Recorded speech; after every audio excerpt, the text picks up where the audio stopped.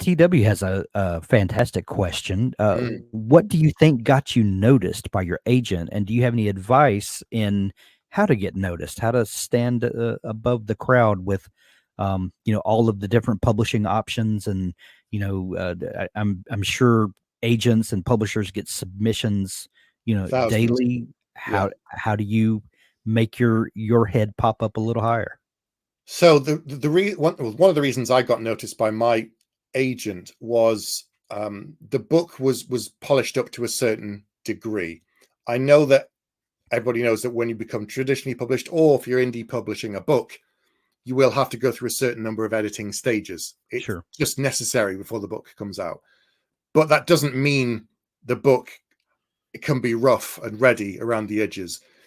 You have to show a certain level of commitment to the work. You have to show a certain level of commitment to understanding what you've written and where it sits in the market and how it would fit. So I write quite broad, general, commercial fantasy. Hmm. If I was writing something very, very niche, that was very, very particular, and let's just say it was absolutely amazing, but the market for it, because it crosses so many boundaries, or it might upset certain people, or whatever it might be, that's a very kind of thin sliver of the market. But I knew that what I was writing, broad epic fantasy with Battle Mage, was broad commercial appeal, possibly international appeal as well into other countries that read fantasy, and it proved to be the case. So I think you have to know the genre that you're writing in.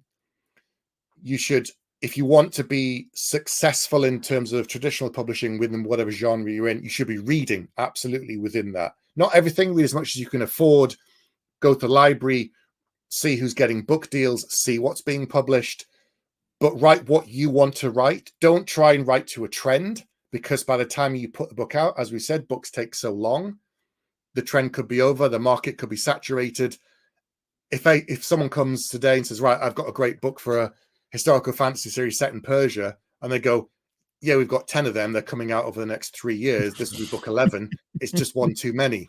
So there's Yeah.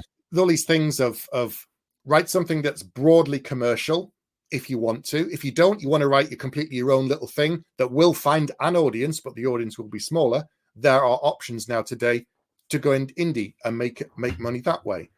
In terms of getting noticed, everything comes down to the work. Don't be weird. Don't be quirky. Don't try and be funny. Don't try and, I've heard some weird stories about people sending presents to the offices of the agent, or, Mm. turning up at their workplace in some cases. And honestly, really horror stories. Treat this Mm. like a job interview.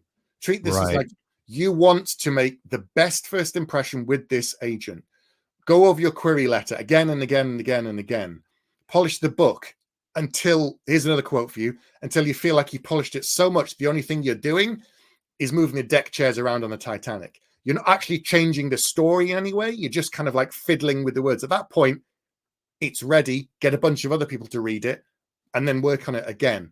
So this is why I say you have to have the book as near perfect as you can make it.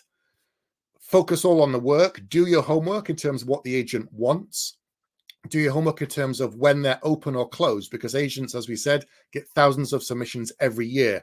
And after a while, they kind of say, right, we're closed for a bit and we're going to work our way from the bottom all the way up to the top. So whoever sent one in like 8 months ago will go then, and 7, 6. So, so they work their way through. So keep an eye on the agents that publish and are interested in your kind of material and your kind of genre and subgenre. If you don't know, find the books that are similar to yours on the bookshop, in your local bookshop, find the author online, and then find their agent. And then you'll find, agents potentially for your list.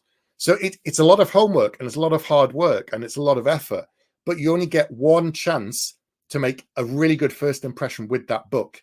You cannot go back to an agent with the same book, even if you've edited it, unless they expressly say that you can. And most of the time they won't, because they don't have the time. The year that I got picked up by my agent, I think she had something like 7,000 or 8,000 submissions, and she took on 5 clients. Wow. And the That's numbers are now even higher for her, because she's a right. very, very popular author with many international best-selling authors all over the world. So Right. if what I'm saying sounds like a lot of hard work, it is, Yeah. but it's always going to be hard work. Yeah.